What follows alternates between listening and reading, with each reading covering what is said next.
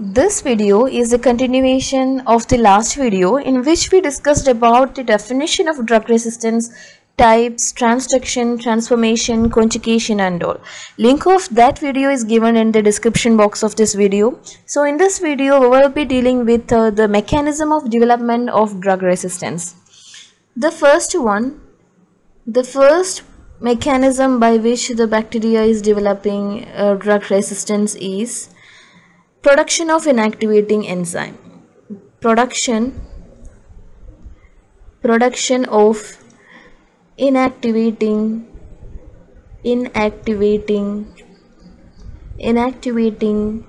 enzymes. For example, the bacteria like Staphylococcus, Gonococcus and E. coli. Staphylococcus, Gonococcus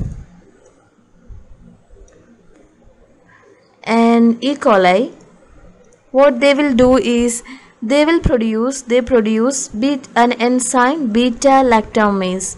They have the capacity to produce this enzyme, and this enzyme can destroy the drugs like penicillin as well as cephalosporins. You got this? Cephalosporins. This is the first mechanism. Or some bacteria have one other mechanism like an efflux pump mechanism. An efflux pump mechanism. What is happening by this mechanism? By this mechanism, the accumulation of drug in the microorganism is prevented. Right, the efflux means the ejection. The drug is not allowed to stay inside the bacteria. It's seen in the example for this is resistance of gram-positive as well as negative bacteria to the tetracycline, macrolides, etc. Okay. The third mechanism by which the bacteria is showing resistance is by the alteration in the channel or transporter. By alteration in the channel or transporter. We know by this there will be a decreased entry of these drugs into the organism due to the alteration in the channel or transporter, and this channel or this transporter are required for the entry of these drugs into the bacteria. The fourth mechanism by which they are showing resistance is by the alteration of binding site, by altering binding site. Okay, I will give you the example. The example is in bacteria like pneumococcus. Let's take pneumococcus. What happened in pneumococcus? In pneumococcus, there will be change in penicillin binding protein. Change in the penicillin binding proteins. So what happened when this penicillin binding protein is altered? There will be decreased affinity for the penicillins, decreased affinity for penicillin. The fifth mechanism is by the absence of metabolic pathway. The fifth one is absence of metabolic pathway.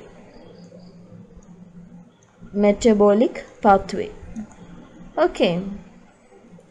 So it is seen by the sulfonamide resistant bacteria. Sulfonamide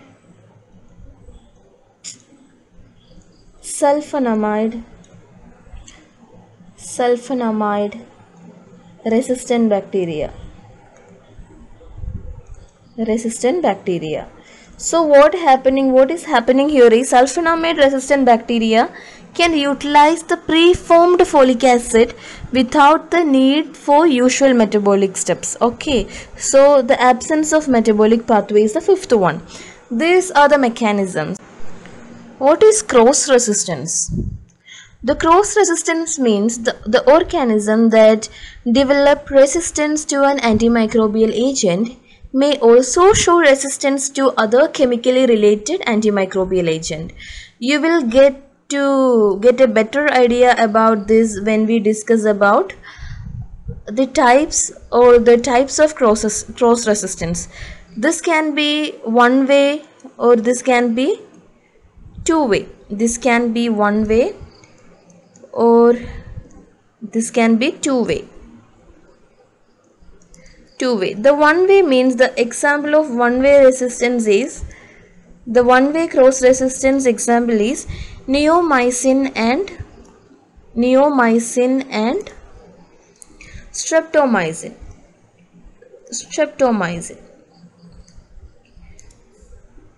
These two, neomycin and streptomycin, these are two chemically related structures, two chemically related antimicrobial agents. Neomycin and streptomycin are two chemically related antimicrobial agent. This is one way cross resistance, means the bacteria which are resistant to the neomycin are resistant to the streptomycin, but the bacteria which are streptomycin are not resistant to the neomycin. That is one way. What about two way? Two way cross resistance, the example is tetracycline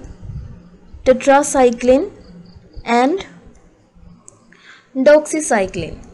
Tetracycline and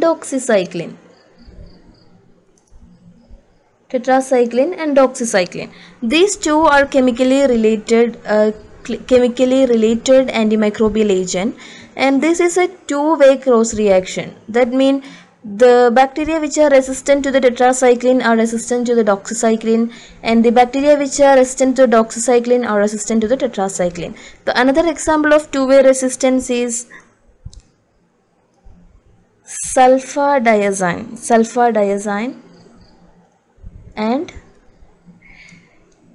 sulfadoxine.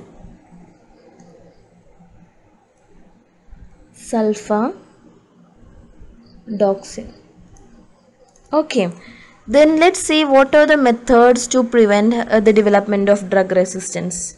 Prevention. How we can prevent the development of drug resistance? The first thing is by selecting the right antimicrobial agent. Select right antimicrobial agent. The second method is by giving right dose of antimicrobial for proper duration. Right dose of antimicrobial agent for proper duration. The third method, how we can prevent this, by proper combination of antimicrobial agent. Okay, by proper combination of antimicrobial agent. The example is the use of multi-drug therapy in TB. This is about the drug resistance video. Thank you for watching.